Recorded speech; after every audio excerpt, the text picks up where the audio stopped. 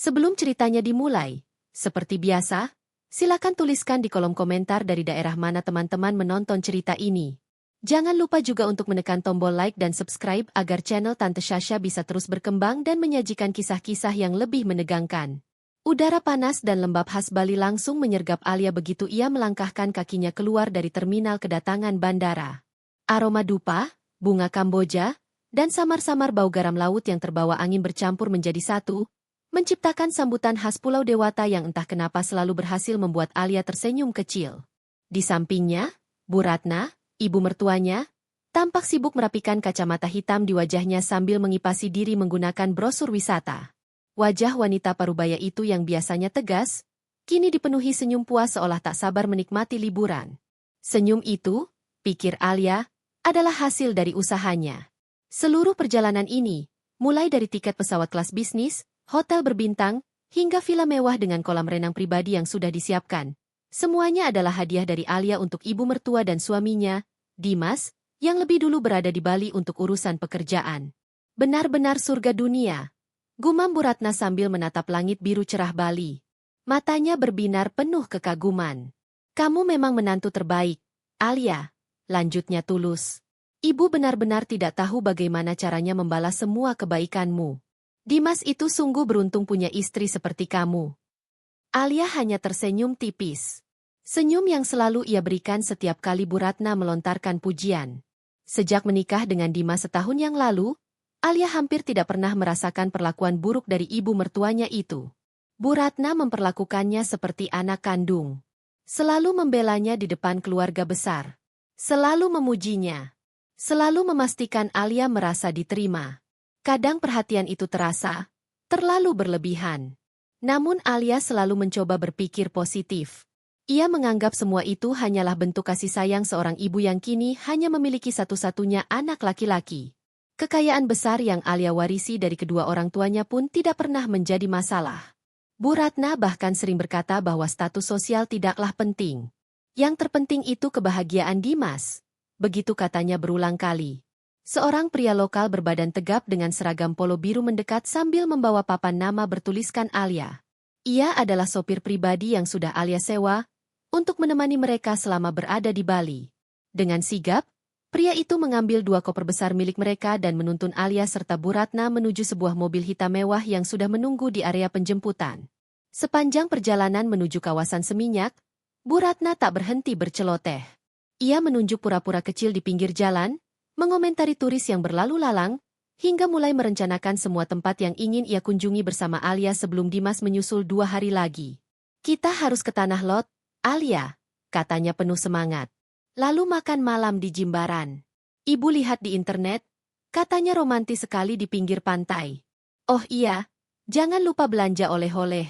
Ibu sudah punya daftar panjang untuk keluarga di Jakarta. Alia mengangguk setuju pada setiap rencana. Ia merasa bahagia melihat ibu mertuanya begitu bersemangat.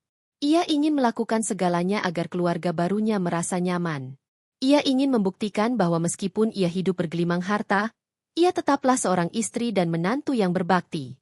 Dan yang terpenting, ia ingin Dimas bangga padanya. Villa yang mereka masuki benar-benar melampaui ekspektasi. Bangunan 2 lantai bergaya modern tropis itu memiliki 4 kamar tidur, ruang tamu terbuka yang langsung menghadap kolam renang biru jernih, serta taman rimbun yang dipenuhi bunga heliconia dan Kamboja. Bu Ratna berjalan berkeliling dengan mulut sedikit terbuka. Tangannya menyentuh meja kayu jati, ukiran batu di dinding, seolah memastikan semua ini nyata. Ini, luar biasa, Alia, ucapnya pelan. Benar-benar seperti istana. Namun langkah Bu Ratna tiba-tiba terhenti di depan sebuah tangga kayu melingkar yang menjadi pusat ruangan utama. Ia menatap tangga itu cukup lama. Senyum di wajahnya perlahan memudar, digantikan ekspresi yang sulit dijelaskan. Kenapa, Bu? Tanya Alia sambil mendekat. Bu Ratna menoleh. Senyumnya kembali muncul, tapi mata itu menyimpan kesedihan yang terasa dibuat-buat. Tidak apa-apa, sayang, katanya lembut. Hanya saja, tangga ini indah sekali. Ibu jadi teringat almarhumah Rena. Jantung Alia langsung berdebar. Nama itu, istri pertama Dimas. Nama itu selalu membuat Alia merasakan sesuatu yang aneh di dadanya. Rena. istri pertama Dimas. Alia tidak pernah bertemu dengannya secara langsung. Ia hanya melihat Rena dari beberapa foto lama yang tersimpan di ponsel Dimas. Seorang wanita cantik dengan senyum lembut, yang meninggal 2 tahun sebelum Alia bertemu dengan Dimas. Cerita yang Alia tahu selalu sama. Sebuah tragedi murni. Rena terpeleset dan jatuh dari tangga di rumah mereka. Sebuah kecelakaan rumah tangga yang merenggut nyawanya dalam sekejap dan meninggalkan luka mendalam bagi Dimas dan Bu Ratna. Kasihan dia, lanjut Bu Ratna. Suaranya kini terdengar bergetar dramatis. Jatuh dari tangga yang tidak sebesar ini saja bisa fatal. Ia menatap Alia dalam-dalam. Kamu harus selalu hati-hati ya, Alia. Jangan ceroboh seperti itu. Ibu tidak bisa membayangkan kalau Dimas harus kehilangan lagi. Alia menelan ludah. Entah kenapa, meskipun udara Bali terasa panas, ia merasakan sentuhan dingin menjalar di lengannya. Nasihat itu terdengar, seperti peringatan. Iya, Bu, jawab Alia pelan. Alia akan selalu hati-hati. Namun ia segera menepis pikiran aneh yang muncul di kepalanya. Tentu saja Bu Ratna hanya khawatir. Wanita itu sudah kehilangan satu menantu karena kecelakaan yang sama. Wajar jika ia menjadi lebih protektif. Setelah beristirahat sejenak, sesuai rencana Bu Ratna, mereka memutuskan untuk langsung pergi berbelanja oleh-oleh. Alia sebenarnya ingin menolak dengan halus. Ia merasa tubuhnya lelah setelah perjalanan panjang. Ia berpikir akan lebih baik jika belanja dilakukan esok hari. Namun melihat semangat Bu Ratna yang begitu menggebu, Alia mengurungkan niatnya. Mereka kembali masuk ke mobil dan melaju menuju sebuah pusat oleh-oleh terbesar di kawasan Kuta. Gedung itu besar, riuh, dan penuh sesak. Beragam barang memenuhi setiap sudut, mulai dari kaos bertuliskan Bali, kain pantai warna-warni, kerajinan perak, hingga aneka camilan khas. Bu Ratna tampak seperti anak kecil yang dilepas di toko permen. Ia mengambil keranjang belanja besar dan mulai memasukkan apa saja yang menarik perhatiannya. 10 potong kain pantai, puluhan gantungan kunci, beberapa set aromaterapi, dan setumpuk kaos dengan berbagai ukuran. Setiap kali memasukkan barang, Bu Ratna akan menoleh ke arah Alia sambil tersenyum puas. Ini untuk Tante Yati? Yang ini buat sepupumu, Dian? Oh, yang ini pasti disukai tetangga kita. Alia hanya mengikuti dari belakang, mendorong troli yang semakin lama semakin berat. Ia tidak keberatan sedikit pun. Ia justru merasa senang bisa memberikan kebahagiaan itu. Sesekali, Alia juga mengambil beberapa barang kecil untuk dirinya dan Dimas. Setelah hampir 2 jam berkeliling, troli mereka sudah penuh sesak. Mereka akhirnya menuju antrean kasir yang panjang. Astaga, banyak sekali belanjanya, kata Bu Ratna sambil tertawa kecil. Maaf ya, Alia. Jadi merepotkan. Tidak apa-apa, Bu, jawab Alia tulus. Alia senang kok. Saat giliran mereka tiba, seorang kasir muda menyambut mereka dengan senyum ramah. Gadis itu mengenakan seragam toko dan sebuah pin nama di dadanya bertuliskan Sari. Wajahnya tampak lelah. Mungkin karena sejak pagi harus melayani ratusan pelanggan. Sari mulai memindai barang-barang satu persatu dengan cekatan. Tumpukan belanjaan itu begitu tinggi, hingga hampir menutupi pandangan Alia terhadap Bu Ratna yang berdiri di sisi lain meja kasir. Alia mengeluarkan kartu kreditnya dari dompet, siap untuk membayar. Namun saat itulah ia menyadari, ada sesuatu yang aneh. Tangan Sari terlihat sedikit gemetar saat memindai sebuah patung kayu. Matanya beberapa kali melirik cemas ke arah Bu Ratna, lalu dengan cepat kembali menatap layar komputer. Alia mengira gadis itu mungkin hanya kelelahan atau gugup. Totalnya jadi Rp9.700.000, ucap Sari pelan. Alia mengangguk dan menyerahkan kartu kreditnya. Saat Sari mengambil kartu itu, jemarinya terasa dingin.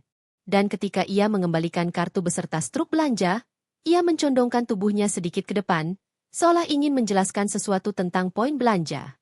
Namun yang keluar dari bibirnya bukanlah penjelasan biasa. Dengan suara yang sangat pelan, cepat, dan penuh ketakutan, Sari berbisik tepat ke telinga Alia. Hati-hati dengan ibu mertuamu itu. Mata Alia membelalak. Sembunyilah di mobil saat dia ke toilet, lanjut Sari tergesa. Nanti kamu akan tahu sesuatu yang sangat mengejutkan. Setelah itu, Sari langsung menegakkan tubuhnya kembali, memasang senyum kasir yang kaku, dan berkata dengan suara normal. Terima kasih sudah berbelanja. Selamat menikmati liburannya. Alia berdiri membeku. Jantungnya seakan berhenti berdetak, lalu kembali berdentam dengan kecepatan gila. Alia masih berdiri terpaku di depan meja kasir. Suara riuh pengunjung, bunyi mesin kasir, dan pengumuman dari pengeras suara terdengar seperti dengungan samar di telinganya. Dunia seakan berputar. Sementara satu kalimat terus bergema di kepalanya seperti kaset rusak. Hati-hati dengan ibu mertuamu itu. Kalimat itu terasa terlalu nyata, terlalu mendesak, dan yang paling mengerikan, terlalu serius untuk dianggap lelucon. Alia menoleh ke arah Sari, mencoba mencari tanda bahwa gadis itu hanya bercanda atau salah orang. Namun yang ia lihat hanyalah wajah yang tertunduk, dengan sorot mata ketakutan yang tulus saat tadi beradu pandang dengannya. Di seberang meja kasir, Bu Ratna sedang sibuk mengawasi para staf yang memasukkan belanjaan mereka ke dalam kantong-kantong besar. Sama sekali tidak menyadari interaksi singkat yang baru saja mengguncang dunia Alia. Alia, kamu kenapa, sayang? Suara Bu Ratna yang lembut menyentakkan Alia dari lamunannya. Kok melamun? Alia mengerjap beberapa kali, berusaha mengembalikan fokusnya. Ia memaksakan sebuah senyum, berharap senyum itu tidak terlihat setegang yang ia rasakan. Ah, tidak apa-apa, Bu, jawabnya. Hanya sedikit lelah saja. Mungkin karena penerbangan tadi. Ia berharap alasannya terdengar masuk akal. Bu Ratna mengulurkan tangan dan menyentuh dahi Alia dengan punggung tangannya. Sebuah gestur keibuan yang selama ini selalu membuat Alia merasa disayangi. Oh, kasihan menantu ibu, katanya penuh perhatian. Kalau begitu, setelah ini kita langsung kembali ke villa saja ya. Kamu bisa istirahat. Biar staf yang bawa belanjaannya ke mobil. Alia mengangguk. Namun kini, setiap sentuhan dan kata lembut dari Bu Ratna terasa berbeda. Ada lapisan baru yang menyelimutinya. Lapisan dingin dan mencurigakan. Dampak dari satu bisikan singkat seorang kasir yang bahkan tidak ia kenal. Alia melirik kembali ke meja kasir, berharap bisa bertemu pandang lagi dengan Sari. Namun gadis itu sudah sibuk melayani pelanggan lain. Wajahnya tertunduk, seolah tidak pernah terjadi apa-apa. Apakah ini hanya sebuah lelucon kejam? Atau mungkin Sari salah orang? Pikiran Alia mencoba mencari penjelasan rasional. Mungkin ada pelanggan lain sebelumnya yang punya masalah dengan ibu mertuanya. Mungkin Sari mengira Alia adalah orang itu. Atau mungkin Sari hanya tipe orang iseng yang suka menakut-nakuti turis.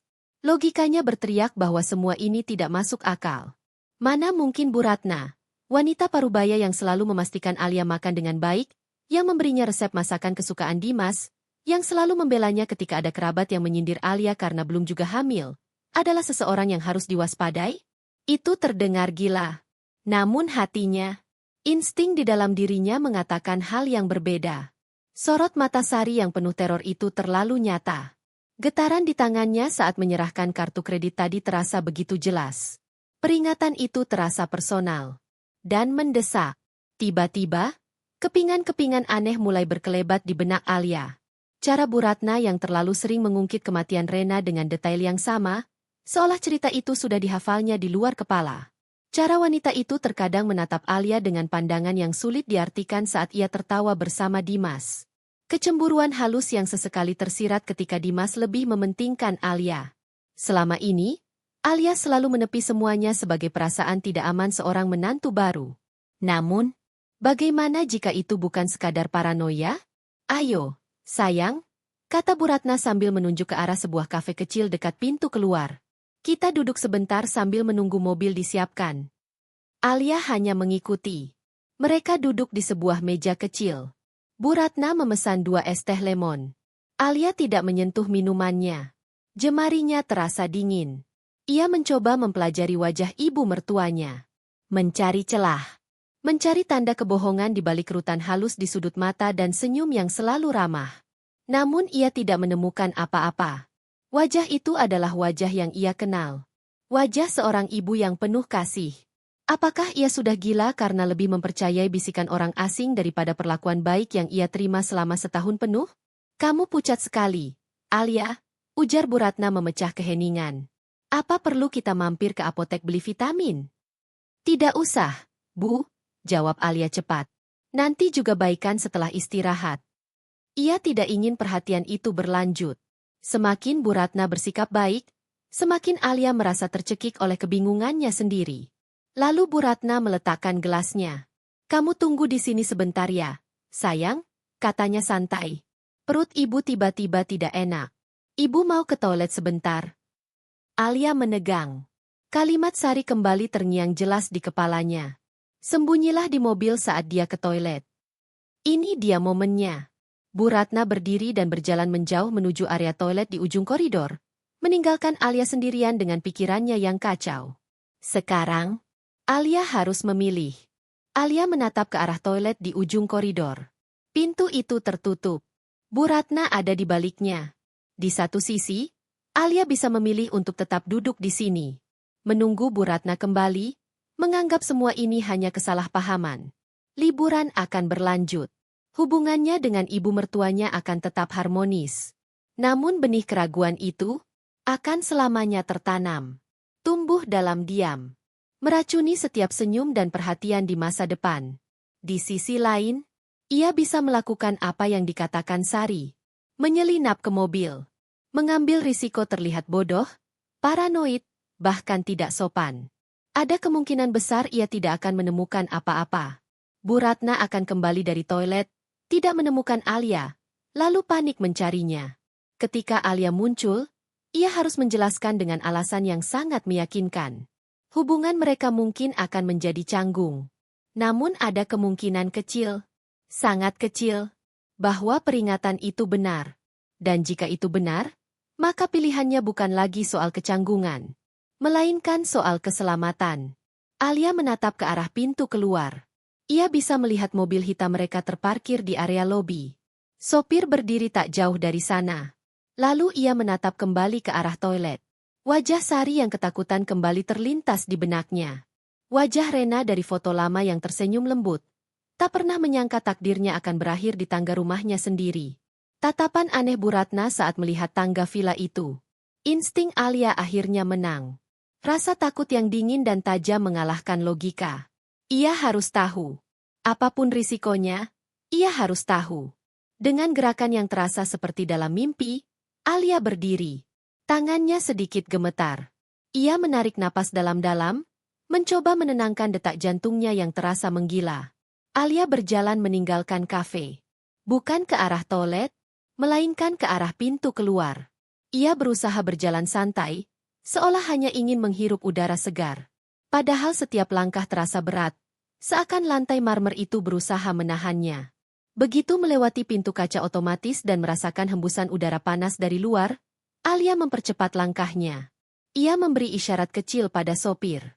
Ibu masih di dalam, Pak, katanya berusaha terdengar normal. Saya tunggu di mobil saja. Sopir itu mengangguk mengerti dan membukakan pintu belakang. Lalu kembali ke posisinya, memberikan Alia privasi. Begitu pintu tertutup, Alia tidak duduk di kursi. Ia langsung merangkak ke lantai mobil barisan belakang. Tumpukan kantong belanjaan besar sudah ada di sana. Dengan gerakan cepat dan panik, Alia menyelinap di antara kantong-kantong itu, menarik beberapa kain pantai untuk menutupi tubuhnya. Ruang itu sempit dan pengap. Aroma kain baru yang apek memenuhi hidungnya. Ia berbaring dalam posisi yang sangat tidak nyaman. Kegelapan menyelimuti tubuhnya. Seluruh ototnya menegang. Jantungnya berdebar begitu keras hingga ia yakin suara itu bisa terdengar dari luar mobil. Aku gila, bisiknya dalam hati. Seorang wanita dewasa, seorang istri, bersembunyi di lantai mobilnya sendiri karena bisikan seorang kasir asing. Ini gila. Benar-benar gila. Ia mulai menghitung detik. 1, 2, 3. Setiap detik terasa seperti 1 menit. Ia membayangkan Bu Ratna keluar dari toilet, tidak menemukannya, lalu mulai panik. Namanya dipanggil melalui pengeras suara. Malu dan paranoia bertarung di kepalanya. Ia hampir menyerah. Hampir keluar dari persembunyiannya. Namun tiba-tiba, keheningan pecah. Bukan oleh pintu belakang tempatnya bersembunyi, melainkan pintu penumpang depan. Alia menahan napas. Seluruh tubuhnya membeku. Ia berdoa dalam hati agar itu Bu Ratna. Agar wanita itu hanya ingin meletakkan tasnya. Agar semua ini hanyalah kesalahpahaman besar. Namun keheningan yang menyusul terasa aneh. Tidak ada suara tas. Tidak ada suara pintu ditutup kembali. Hanya keheningan yang tebal dan menekan. Lalu, pintu di sisi pengemudi terbuka. Alia mencium aroma asing. Bau asap rokok kretek bercampur minyak angin. Bukan parfum mahal Bu Ratna. Ia mendengar napas berat. Napas seorang pria. Alia tidak berani bergerak sedikit pun. Bahkan untuk sekadar mengintip. Beberapa detik kemudian, pintu penumpang depan akhirnya terbuka dan tertutup. Udara di dalam mobil terasa semakin sesak. Semua aman. Suara itu, suara Bu Ratna. Namun nadanya sama sekali berbeda. Tidak ada kehangatan. Tidak ada keramahan. Yang tersisa hanyalah suara dingin, datar, dan tajam seperti pisau. Aman, Bu. Sesuai rencana. Suara pria di kursi pengemudi menjawab. Serah.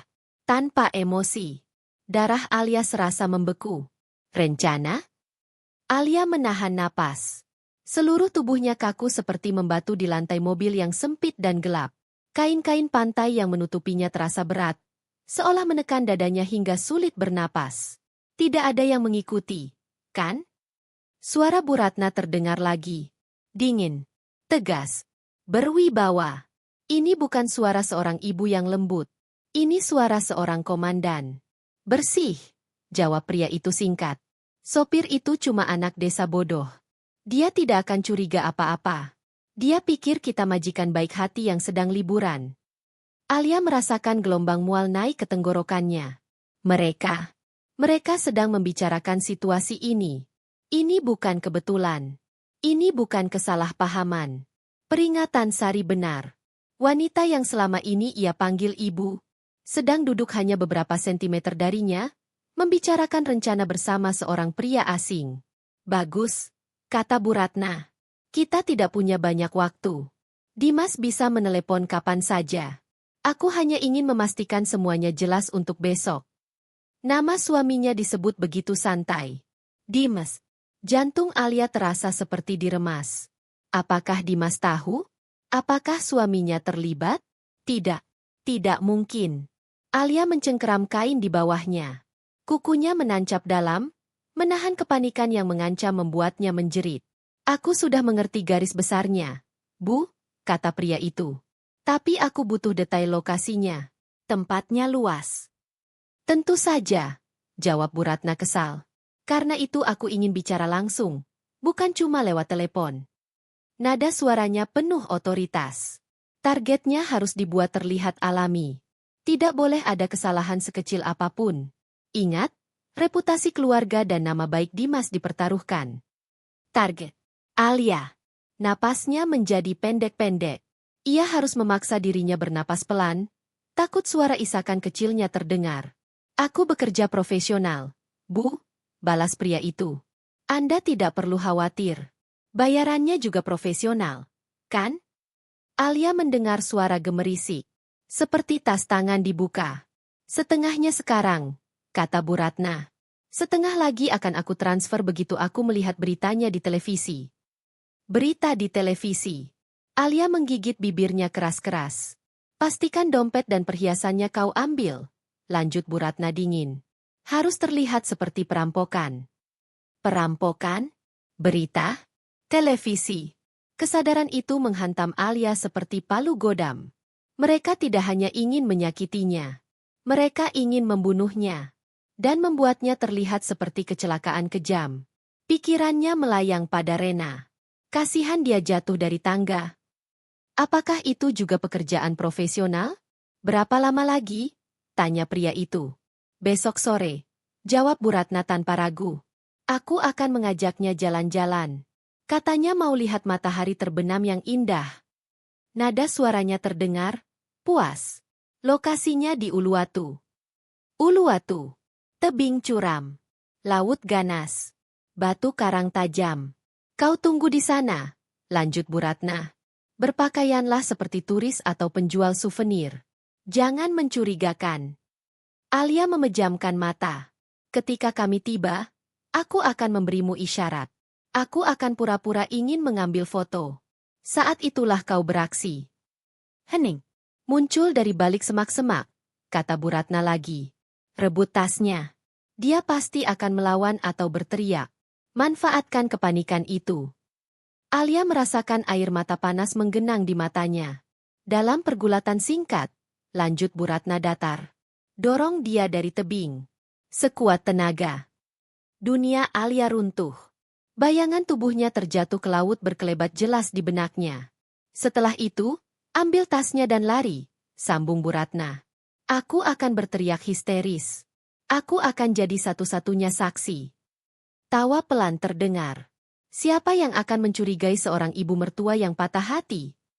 Alia tidak lagi bisa menyangkal. Bu Ratna bukan sekadar jahat. Ia adalah predator yang sabar. Alia merasa seluruh udara tersedot keluar dari paru-parunya. Tubuhnya bergetar hebat di bawah tumpukan kain. Air mata mengalir tanpa suara, membasahi kain pantai yang menempel di wajahnya. Tenggorokannya tercekat, bukan oleh isakan, tapi oleh ketakutan murni. Kenapa harus ribet ini, Bu? Tanya pria itu akhirnya. Nggak bisa yang lebih simpel saja. Terdengar tawa pelan dari Bu Ratna. Tawa yang kering, pendek, dan sama sekali tidak mengandung kegembiraan. Itu membosankan, jawabnya. Dan cara simpel selalu meninggalkan jejak. Nada suaranya dipenuhi superioritas. Aku butuh drama. Tragedi. Karena tragedi melahirkan simpati. Dan simpati adalah tameng terbaik. Bu Ratna terdiam sejenak. Lalu melanjutkan dengan suara yang kini dipenuhi keserakahan tanpa topeng. Dan yang terpenting, setelah dia mati, semua warisannya yang miliaran itu akan jatuh ke tangan Dimas. Dunia Alia benar-benar runtuh. Secara hukum, lanjut Bu Ratna santai, suaminya adalah pewaris tunggal. Jadi inilah intinya. Bukan kecemburuan. Bukan kebencian semata. Uang. Kekayaan Alia yang selama ini dianggap berkah, adalah kutukan yang menandatangani surat kematiannya sendiri. Lalu bagaimana dengan anak Anda? Tanya pria itu. Dimas. Bu Ratna mendengus. Jangan khawatirkan anak itu, katanya dingin. Dia akan hancur. Tentu saja. Dia akan menangis, depresi. Alia menggigit bibirnya hingga terasa perih. Dan saat dia hancur, lanjut Bu Ratna, siapa yang akan dia cari? Ibunya. Aku akan ada di sana. Memeluknya. Menenangkannya. Membantunya mengurus masalah pelik seperti warisan. Nada suaranya penuh kepastian. Dia terlalu lemah untuk mengurusnya sendiri. Selalu begitu. Dia akan dengan senang hati menyerahkan semuanya padaku. Setiap kata itu seperti cambukan. Bu Ratna tidak hanya membunuh menantu-menantunya. Ia juga memandang putranya sendiri sebagai pion. Risikonya tetap ada, kata pria itu ragu. Risiko selalu ada, jawab Bu Ratna angkuh. Tapi lihat saja Rena. Jantung Alia nyaris berhenti. Semua orang percaya dia hanya gadis ceroboh yang jatuh dari tangga. Lanjut Bu Ratna dengan enteng. Polisi menutup kasusnya dalam 2 hari. Hening. Tidak ada yang curiga padaku. Alia menahan napas sampai dadanya terasa nyeri. Kenapa? Tanya pria itu. Karena aku ibu mertua yang paling berduka, jawab Bu Ratna. Aku yang menangis paling keras di pemakamannya. Lalu kalimat itu jatuh. Pelan. Dingin. Tanpa penyesalan. Rena tidak jatuh, kata Bu Ratna. Aku yang mendorongnya. Dunia Alia hancur total. Bu Ratna adalah pembunuh. Bukan sekali, tapi lebih dari sekali. Alia memejamkan mata.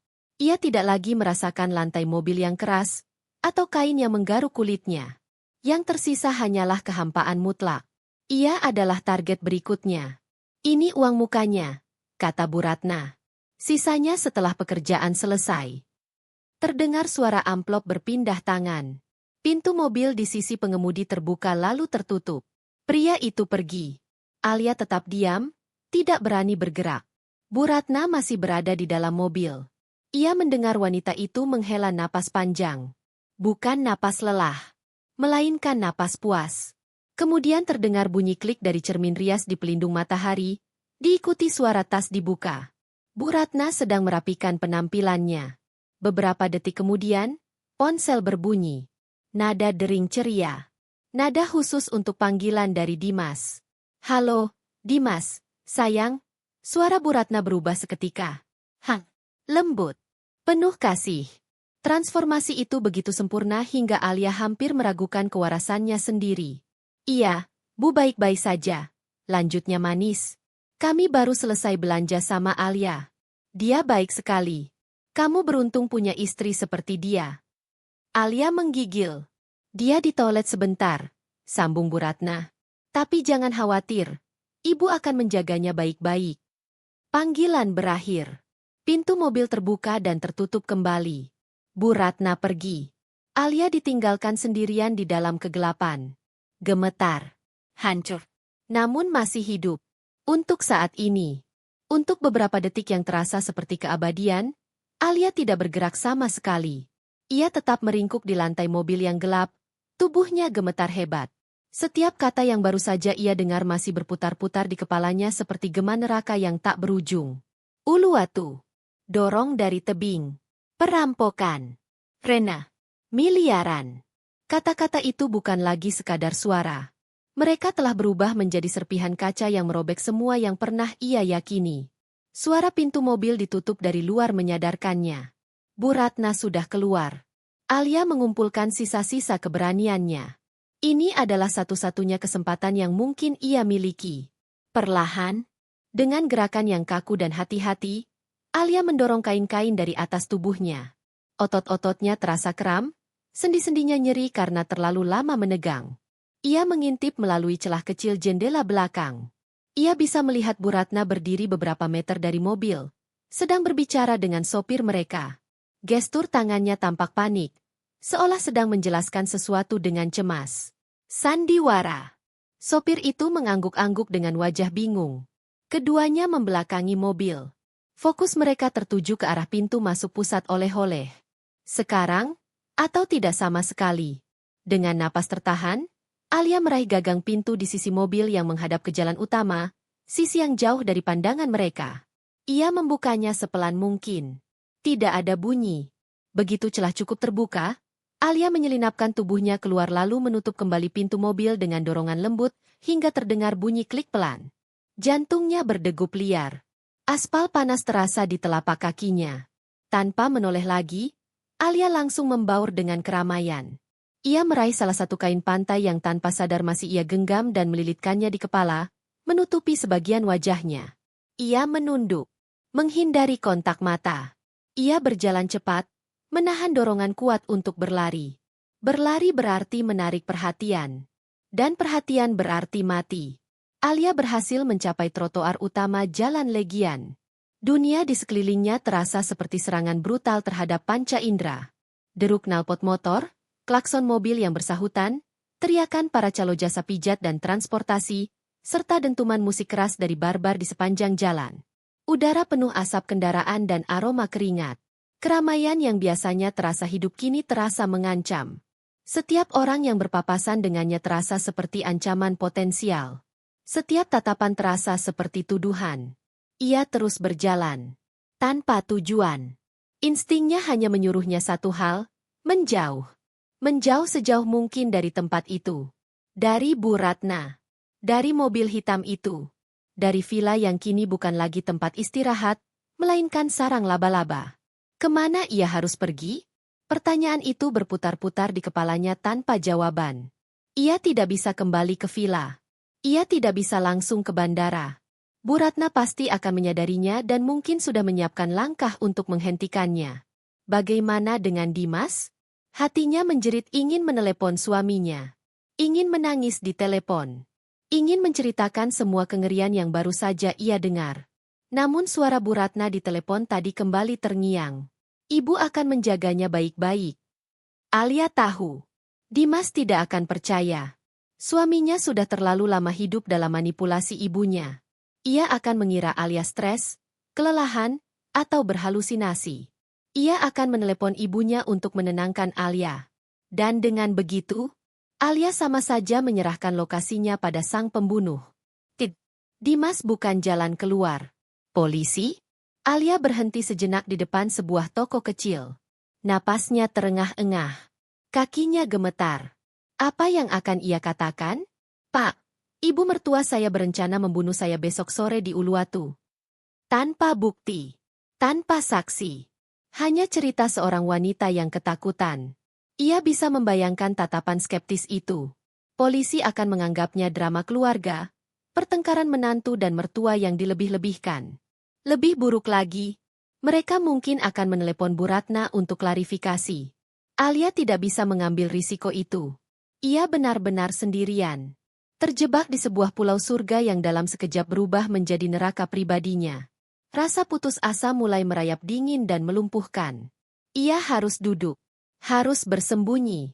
Matanya menangkap sebuah warung makan sederhana di gang kecil yang agak menjauh dari keramaian.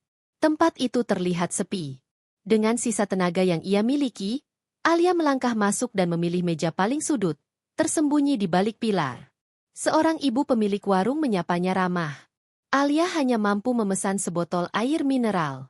Tangannya masih gemetar saat membuka tutup botol itu. Ia duduk di sana, menatap jalanan dari balik jendela. Merasa seperti hantu yang tak terlihat. Lalu, ponselnya bergetar. Nama pengirim pesan itu membuat jantungnya seakan berhenti berdetak. Bu Ratna.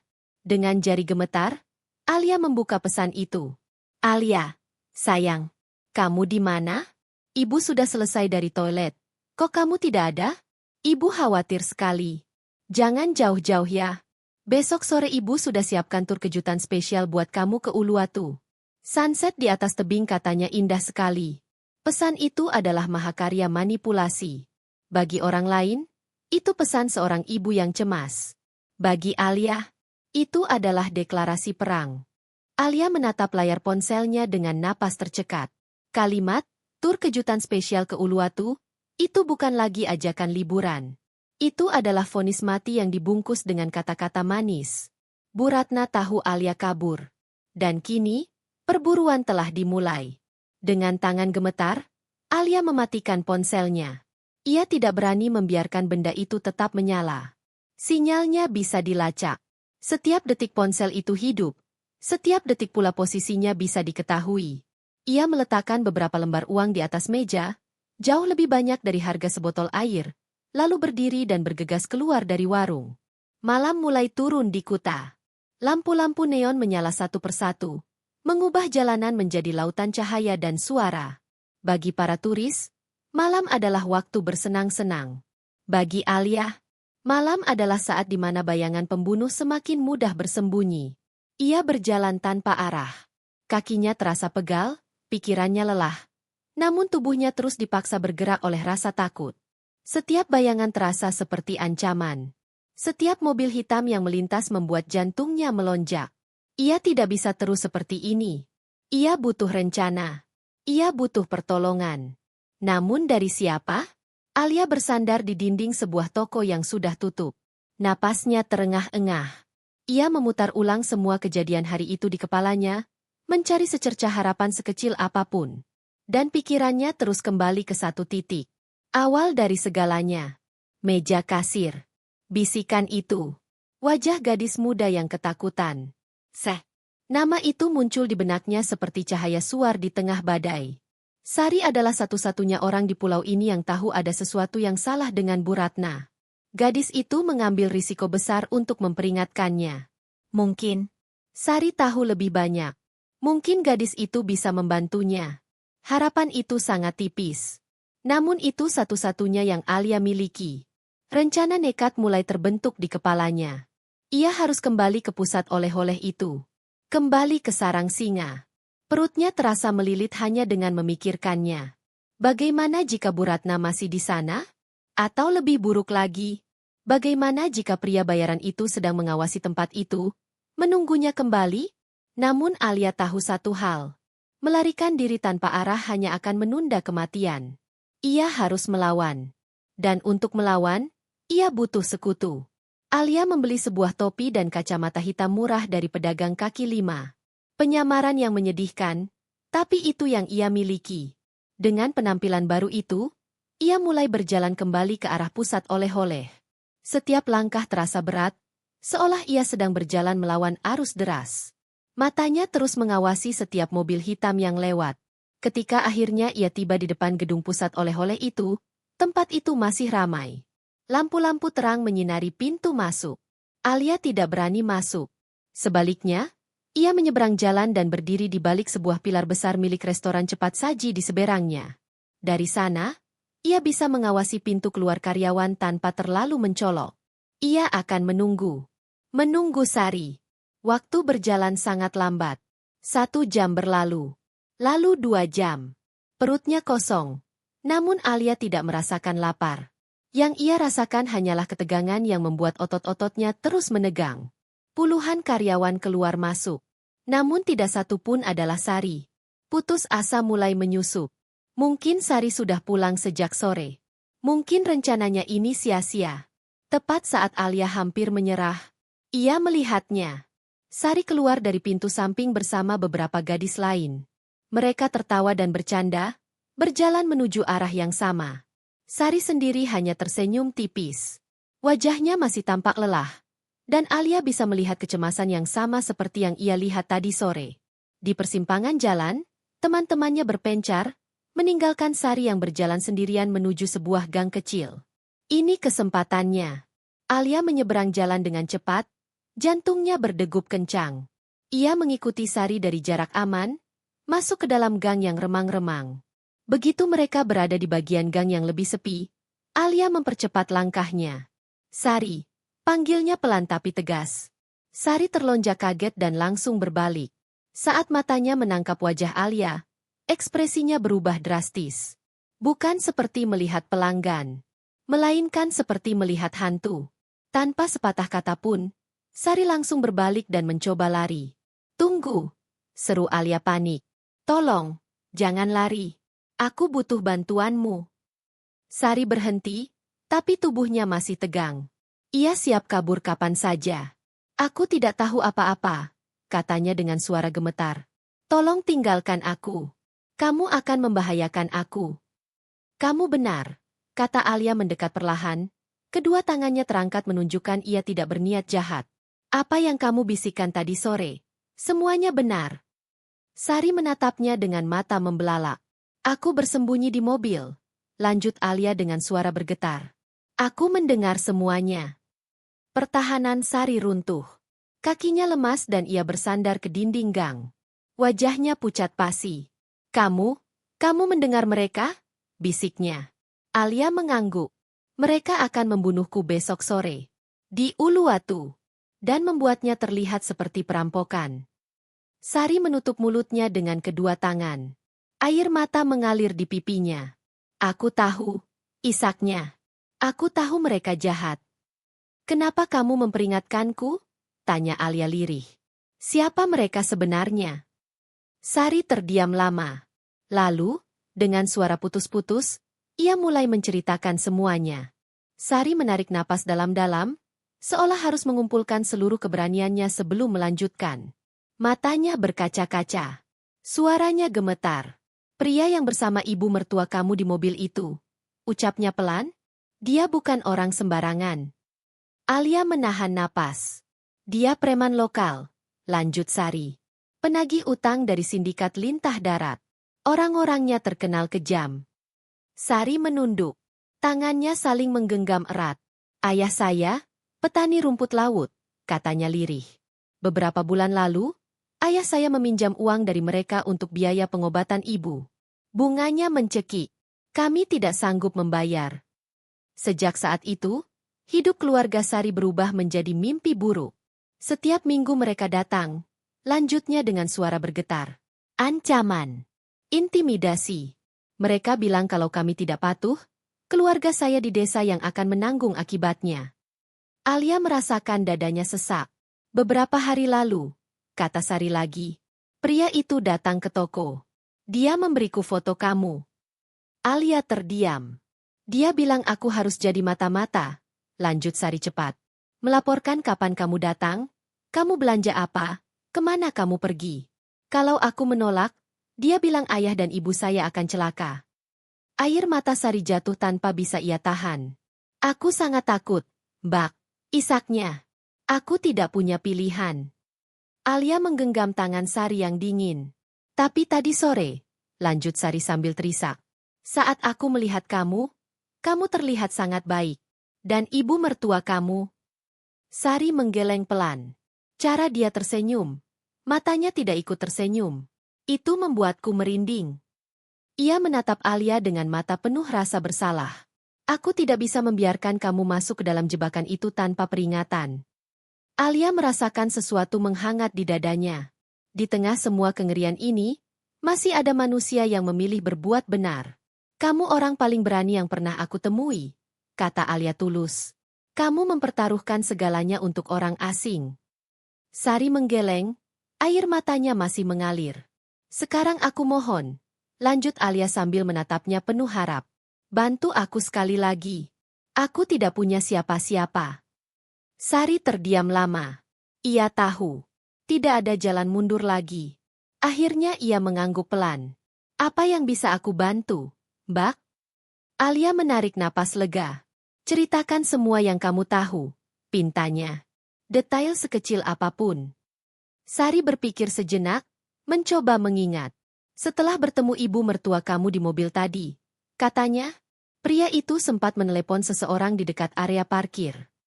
Sari menelan ludah. Aku tidak sengaja mendengarnya. Dia bilang, operasi Sunset sudah siap. Umpan akan dibawa ke tebing besok sore. Pastikan semuanya bersih. Operasi Sunset. Umpan. Alia. Lalu dia bilang satu kalimat lagi. Lanjut Sari. Sesuatu yang aneh. Sari menatap Alia ragu. Dia bilang, perempuan ini lebih kaya dari yang terakhir, jadi jangan sampai gagal. Darah Alia terasa membeku. Yang terakhir. Rena. Ini bukan kebetulan. Ini bukan pertama kalinya. Ini adalah pola. Kini Alia tidak lagi sendirian dalam kegelapan. Ada orang lain yang tahu. Ada saksi. Dan itu adalah harapan pertama yang nyata. Beberapa saat kemudian, mereka tiba di sebuah kamar kos sederhana. Inilah tempat tinggal Sari. Ruangan itu sempit. Kontras dengan kemewahan villa yang ditinggalkan Alia. Sebuah kasur tipis di lantai, lemari plastik, dan meja kecil penuh buku. Namun bagi Alia, tempat ini terasa seperti benteng teraman di dunia. Untuk pertama kalinya sejak siang tadi, ia bisa bernapas sedikit lebih lega. Mereka duduk berdampingan di tepi kasur. Keheningan menyelimuti mereka. Dua wanita dari dunia yang berbeda. Disatukan oleh ketakutan. Dan satu musuh yang sama. Sindikat itu tidak main-main. Mbak, ucap Sari lirih. Mereka bisa melakukan apa saja. Kalau mereka tahu aku bicara dengan kamu. Ia tidak sanggup melanjutkan. Alia mengerti. Ancaman itu nyata. Aku tidak akan pernah melupakan apa yang kamu lakukan. Kata Alia mantap. Aku berutang nyawa padamu. Sari menatap Alia dengan mata penuh harap. Sekarang, apa rencana kita, Mbak? Alia terdiam. Ia tidak punya jawaban. Belum. Alia duduk terdiam di kamar kos Sari yang sempit. Pikirannya berputar liar, mencoba mencari jalan keluar dari labirin neraka yang baru saja menelannya. Melapor ke polisi terasa seperti melompat ke jurang tanpa tahu apa yang menunggu di bawah. Tanpa bukti fisik. Tanpa rekaman. Hanya cerita dua perempuan ketakutan. Di sisi lain, Bu Ratna memiliki citra, uang, dan koneksi. Siapa yang akan lebih dipercaya? Dan jika laporan itu sampai ke telinganya, Alia dan Sari akan menjadi target yang lebih mudah. Namun ada satu pintu yang belum ia ketuk sepenuhnya. Satu orang yang seharusnya menjadi pelindungnya. Suaminya. Dimas. Aku harus bicara dengannya, kata Alia akhirnya, lebih kepada dirinya sendiri. Aku harus membuatnya percaya. Sari menatapnya cemas. Tapi tadi Mbak bilang. Aku tahu, potong Alia pelan. Aku tahu pikirannya sudah diracuni. Tapi dia suamiku. Aku harus mencoba. Ini bukan sekadar strategi. Ini kebutuhan emosional. Alia perlu mendengar penolakan itu langsung dari mulut Dimas jika memang itu yang akan terjadi. Ia perlu memastikan bahwa ia sudah melakukan segalanya. Dengan tangan gemetar, Alia menyalakan kembali ponselnya. Layar langsung dipenuhi notifikasi. Puluhan panggilan tak terjawab. Pesan demi pesan. Dari Bu Ratna. Dan dari Dimas Hati Merah 2. Jantung Alia berdebar kencang. Ia mengabaikan semuanya dan langsung menekan nomor suaminya. Nada sambung terdengar 2 kali sebelum akhirnya diangkat. Alia? Ya Tuhan. Kamu di mana? Suara Dimas terdengar panik. Kamu baik-baik saja. Untuk sesaat, secercah harapan menyala di hati Alia. Dimas, dengarkan aku baik-baik, kata Alia cepat. Aku tidak punya banyak waktu. Aku dalam bahaya besar. Tenang dulu, potong Dimas lembut, mencoba menenangkan. Kamu pasti capek dan stres. Kamu sekarang di mana? Biar aku jemput. Bukan itu, desak Alia. Ini nyata. Aku mendengar semuanya. Ibumu menyewa seseorang untuk membunuhku. Hening di seberang. Lalu terdengar helaan napas panjang.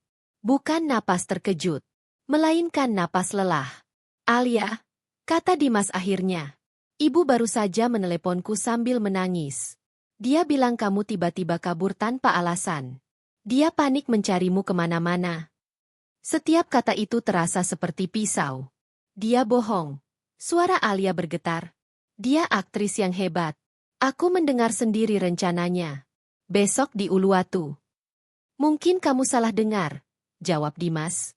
Atau kamu terlalu lelah. Mana mungkin ibu seperti itu? Frustrasi mulai menyelimuti Alia. Dia sayang sekali sama kamu, lanjut Dimas. Dia selalu memuji kamu di depanku. Itu semua topeng. Alia hampir berteriak. Dia juga membunuh Rena. Kematian Rena bukan kecelakaan. Keheningan panjang menyusul. Untuk beberapa detik, Alia berpikir ia berhasil. Namun ketika Dimas kembali bicara, suaranya berubah. Dingin. Cukup, Alia. 2 kata itu menghancurkan segalanya. Jangan pernah bawa-bawa nama Rena, lanjut Dimas penuh kekecewaan. Itu sudah keterlaluan. Kamu benar-benar butuh istirahat. Alia gemetar. Sekarang katakan padaku kamu di mana, kata Dimas lagi. Biar ibu yang menjemputmu. Dia lebih tahu jalanan di sini. Kalimat itu, biar ibu yang menjemputmu, adalah hukuman mati. Alia tidak menjawab. Air mata mengalir tanpa suara di pipinya. Ini bukan lagi air mata ketakutan. Ini air mata duka. Duka atas pernikahan yang ia pikir bisa melindunginya. Duka atas suami yang ternyata hanyalah boneka di tangan ibunya. Tanpa sepatah kata pun, Alia mematikan panggilan itu. Ia menatap Sari yang sejak tadi mendengarkan dengan wajah pucat. Harapan Alia pada orang lain telah mati. Kini, ia hanya bisa berharap pada dirinya sendiri. Kita ke kantor polisi, katanya akhirnya. Suaranya datar, tanpa emosi. Tapi kita tidak datang sebagai korban yang memohon. Ia menatap Sari dengan tatapan yang berbeda. Kita akan datang membawa jebakan. Kantor polisi sektor Kuta pada malam hari terasa seperti tempat di mana harapan datang untuk mati. Lampu neon yang berkedip-kedip memancarkan cahaya putih pucat ke dinding-dinding yang catnya mulai mengelupas. Udara di dalam ruangan terasa pengap, bercampur antara bau kertas tua, asap rokok, dan keringat. Beberapa orang dengan wajah lelah duduk di kursi plastik ruang tunggu. Para petugas berseragam bergerak dengan energi rendah, seolah terbebani oleh rutinitas malam yang tak pernah berakhir. Alia dan Sari melangkah masuk. Mereka merasa sangat tidak pada tempatnya. Seperti 2 anak domba yang tersesat masuk ke kandang serigala. Seorang petugas pria parubaya dengan kumis tebal dan perut buncit menatap mereka dari balik meja depan. Ekspresinya datar. Hampir bosan. Ada yang bisa dibantu? Tanyanya. Dengan suara yang dipaksakan tetap tenang, Alia mulai menceritakan kisahnya. Ia menyusun ceritanya selogis mungkin. Dari bisikan Sari di meja kasir, percakapan mengerikan yang ia dengar saat bersembunyi di mobil, hingga pesan ancaman terselubung dari Bu Ratna. Semakin lama Alia berbicara, semakin jelas raut skeptis di wajah petugas itu. Ia sesekali mencatat, namun lebih sering menghela napas dan melirik jam di dinding. Sari berdiri di samping Alia, menunduk. Tubuhnya kaku, terlalu terintimidasi untuk ikut bicara. Jadi, kata petugas itu akhirnya sambil meletakkan pulpennya. Anda seorang turis dari Jakarta, menuduh ibu mertua Anda sendiri, seorang sosialita terpandang, merencanakan pembunuhan. Nada suaranya mengandung keraguan terang-terangan. Dan bukti Anda, lanjutnya, hanya percakapan yang Anda dengar saat bersembunyi di mobil. Ia menekankan kata dengar dengan jelas meremehkan.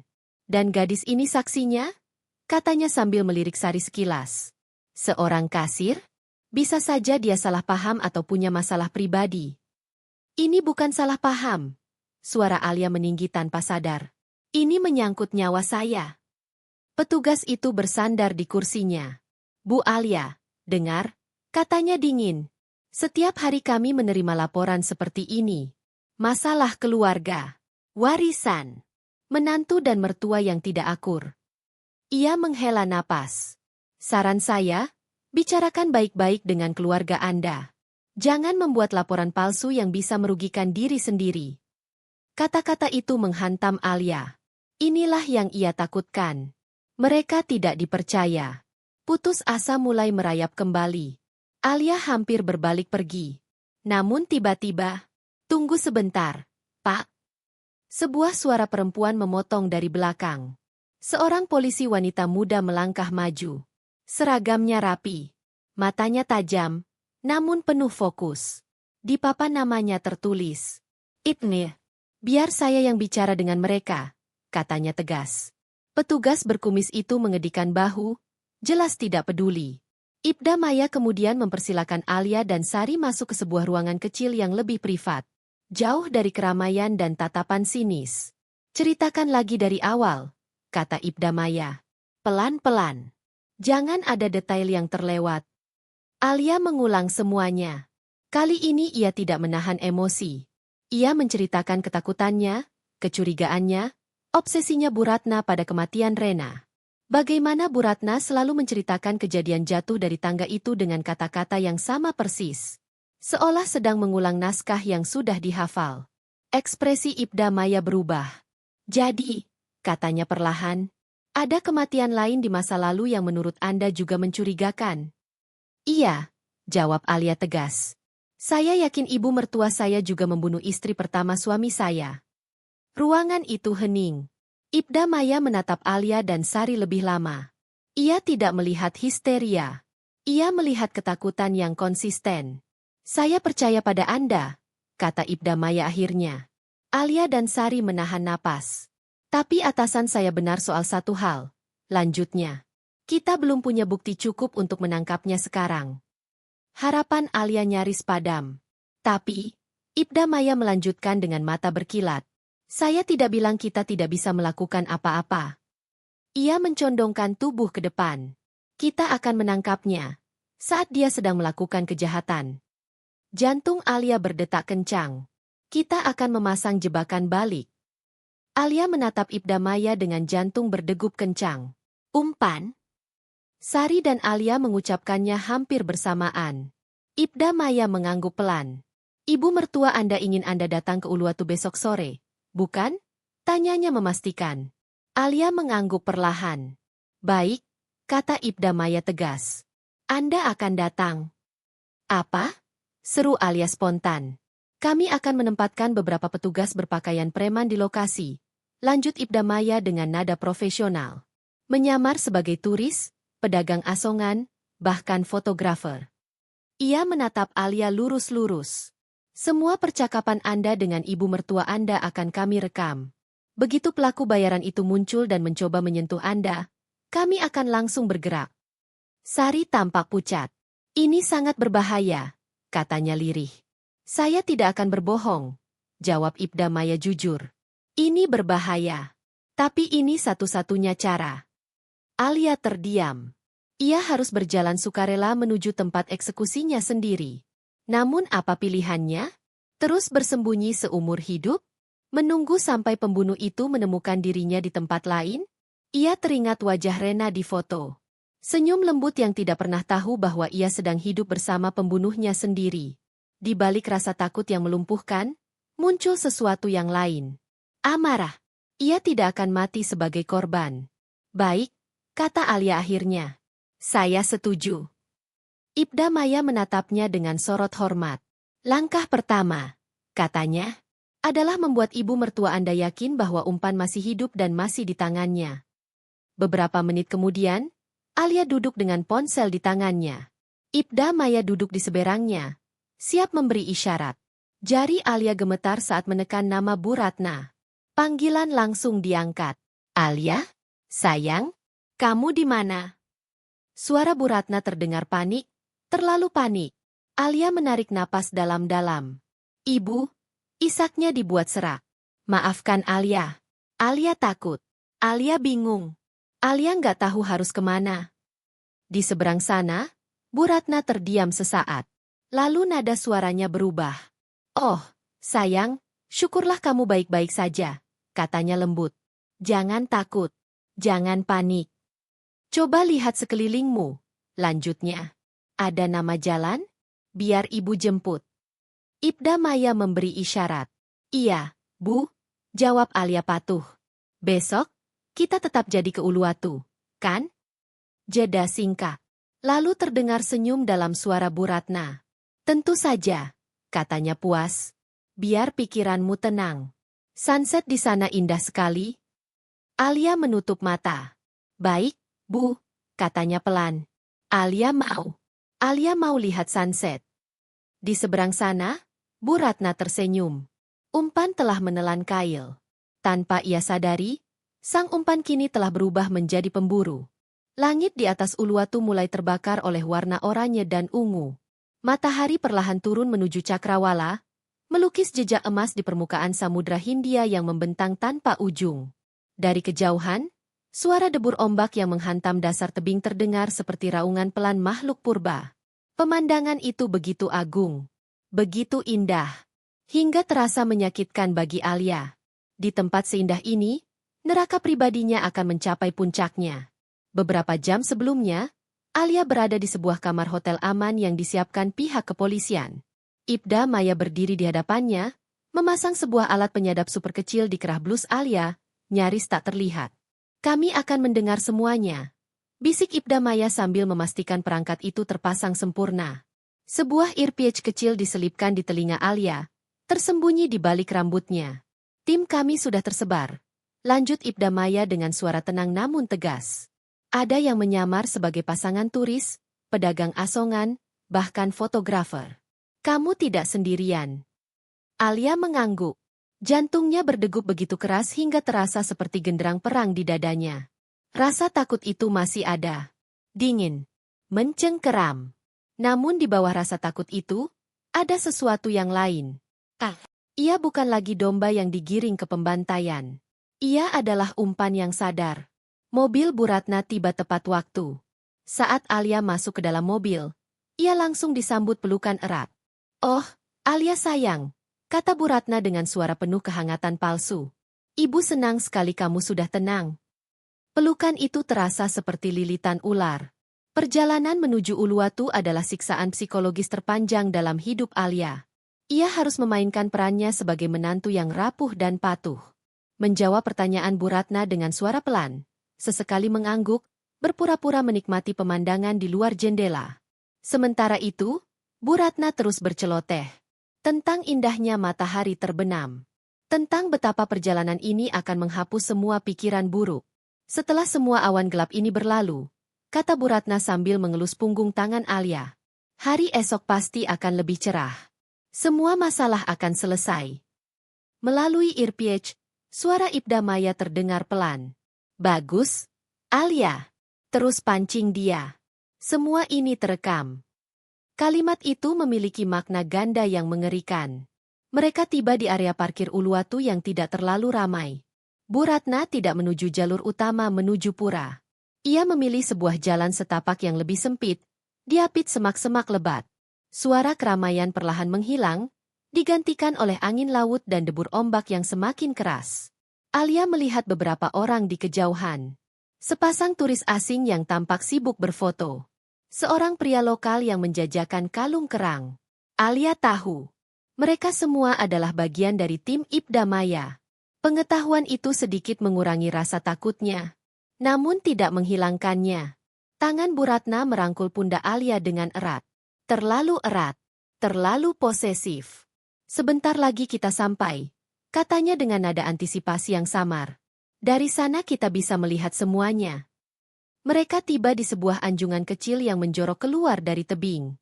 Tempat itu sepi, terpencil, dan pemandangannya menakjubkan. Di bawah kaki mereka, tebing itu curam dan berbatu. Ombak menghantam tanpa ampun. Indah sekali, kan? Kata Bu Ratna. Nada suaranya kini terdengar berbeda. Ada sesuatu di dalamnya. Sesuatu yang membuat bulu kuduk Alia berdiri. Berdirilah di sana, lebih dekat ke tepi, ujar Bu Ratna sambil mengangkat ponselnya. Biar ibu ambil fotomu dengan latar matahari terbenam. Pasti cantik sekali. Inilah isyaratnya. Jantung Alia berdetak begitu keras hingga telinganya berdenging. Angin laut bertiup kencang, menerbangkan rambutnya dan membuat gaunnya berkibar liar. Ia melangkah perlahan ke arah tepi tebing. Di bawah sana, laut tampak tak berujung. Batu-batu karang tajam terlihat kecil dari atas. Namun Alia tahu, sekali jatuh, tidak akan ada harapan. Punggung Alia kini menghadap daratan. Menghadap Bu Ratna. Ia memaksakan senyum kaku. Senyum yang manis ya, sayang, kata Bu Ratna lembut. Pada detik itulah, dari balik semak-semak di sisi jalan setapak, pria bayaran itu muncul. Ia berjalan cepat ke arah mereka. Wajahnya tertutup masker, langkahnya mantap dan penuh tujuan. Tangannya terangkat, seolah hendak meraih tas selempang Alia. Skenario itu berjalan persis seperti yang Alia dengar di dalam mobil. Jambret! Teriakan Bu Ratna memecah udara senja. Nada suaranya penuh kepanikan palsu. Pria itu kini tepat berada di belakang Alia. Ia bisa mencium bau rokok kretek dari tubuhnya. Jarak antara tubuhnya dan tebing kini hanya beberapa langkah. Alia memejamkan mata. Ia bersiap merasakan dorongan terakhir. Dorongan maut. Namun, dorongan itu tidak pernah datang. Polisi! Jangan bergerak! Teriakan keras dan tegas itu mengguncang udara. Dalam sekejap, semua berubah.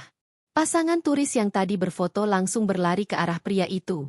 Pedagang kalung kerang menjatuhkan dagangannya dan ikut menerjang.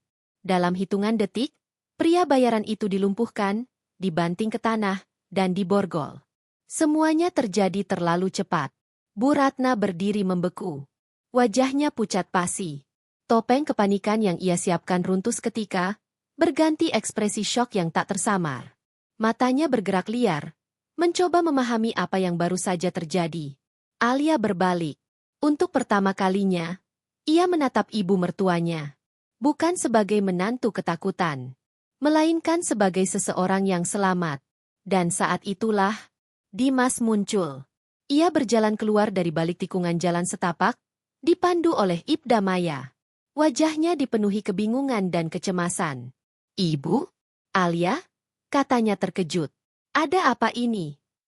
Melihat putranya, melihat rencananya hancur total, melihat Alia masih hidup, sesuatu di dalam diri Bu Ratna akhirnya patah. Ia tidak lagi peduli berpura-pura. Ia menunjuk Alia dengan jari gemetar. Wajahnya berubah menjadi seringai penuh kebencian. "Ini semua karena dia," jeritnya histeris. "Perempuan ular pembawa sial." Dimas tertegun. Ia belum pernah melihat ibunya seperti ini. "Harusnya kamu mati," raung Bu Ratna pada Alia. "Kamu tidak pantas untuk anakku. Tidak pantas untuk hartamu. Kamu cuma parasit." Setiap kata itu menghantam Dimas seperti palu. Ia berdiri beberapa meter dari mereka, tersembunyi di balik semak, dan mendengar semuanya. Tidak ada lagi keraguan. Tidak ada lagi manipulasi. Wajah Dimas hancur. Saat Bu Ratna akhirnya menyadari kehadiran putranya, kepanikan melintas di matanya. Ia mencoba menarik kembali topengnya. Namun sudah terlambat. Ibda Maya memberi isyarat. Dua petugas bergerak maju dan memborgol tangan Bu Ratna. Wanita itu tidak melawan. Ia hanya menatap Dimas dengan tatapan kosong saat digiring pergi. Di tepi tebing itu, keheningan jatuh seperti kabut tebal. Dimas berjalan mendekati Alia dengan langkah gontai. Ia menatap Alia, lalu laut, lalu kembali menatap istrinya. Tidak ada kata. Ia jatuh berlutut dan menangis tanpa suara. Tubuhnya bergetar hebat. Alia mendekat dan memeluknya. Untuk pertama kalinya, bukan sebagai korban, melainkan sebagai orang yang berhasil bertahan. Berita penangkapan seorang sosialita Jakarta yang mencoba membunuh menantunya di Bali menyebar cepat seperti api. Media menjulukinya, mertua iblis dari Uluwatu. Pria bayaran itu langsung dihadapkan pada hukuman berat.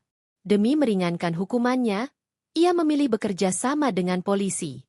Dalam pemeriksaan, ia mengakui seluruh rencana pembunuhan Alia dan membuka jaringan lintah darat yang selama ini meneror keluarga Sari. Sindikat itu akhirnya dibongkar satu persatu. Di ruang interogasi yang dingin, Bu Ratna awalnya masih bersikap angkuh. Ia menuntut pengacaranya menolak bicara, yakin bahwa semuanya bisa ia atasi dengan uang dan pengaruh. Namun semua keyakinan itu runtuh saat Ibda Maya memutar rekaman suara dari alat penyadap yang terpasang di tubuh Alia.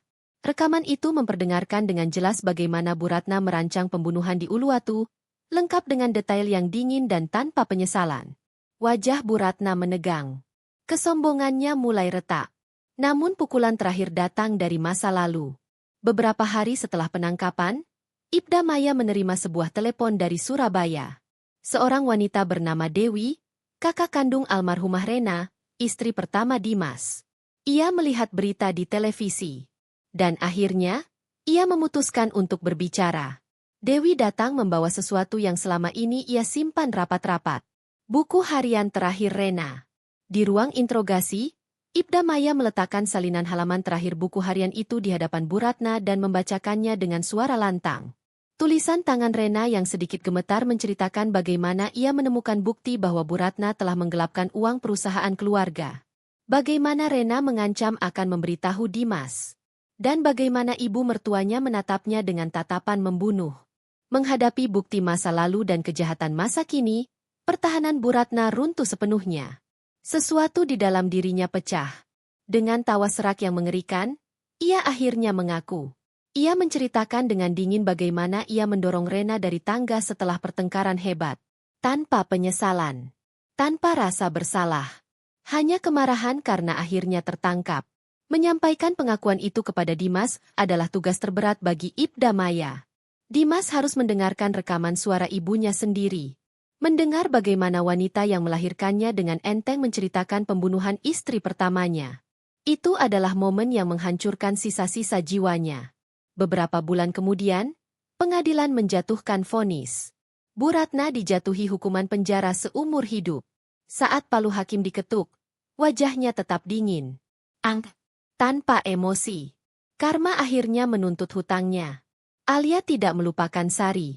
Dengan sebagian kecil kekayaannya, Alia melunasi seluruh utang keluarga Sari dan memberi mereka modal untuk memulai hidup baru di kota lain. Jauh dari sindikat yang kini juga diburu aparat. Kebaikan kecil dari seorang kasir telah menyelamatkan nyawanya. Dan Alia memastikan kebaikan itu dibalas berlipat ganda. 1 tahun kemudian, matahari baru saja terbit di pantai Sanur yang tenang. Alia dan Dimas berjalan bergandengan tangan di atas pasir basah. Mereka tidak banyak bicara. Luka yang mereka alami terlalu dalam untuk benar-benar sembuh. Dimas menjalani terapi intensif untuk menghadapi trauma dan rasa bersalah. Pagi itu, mereka baru saja dari pemakaman. Bukan hanya mengunjungi makam Rena, tempat Dimas akhirnya bisa meminta maaf dengan tulus. Namun juga sebuah makam simbolis. Sebuah batu tanpa nama. Tempat mereka mengubur semua kebohongan, manipulasi, dan darah dari masa lalu. Dimas berhenti melangkah. Ia menatap Alia. Di matanya kini tidak ada lagi kehancuran. Hanya harapan yang rapuh. "Terima kasih," bisiknya. "Karena telah berjuang. Karena telah menyelamatkan kita berdua." Alia tersenyum. Senyum pertama yang benar-benar mencapai matanya sejak semuanya terjadi.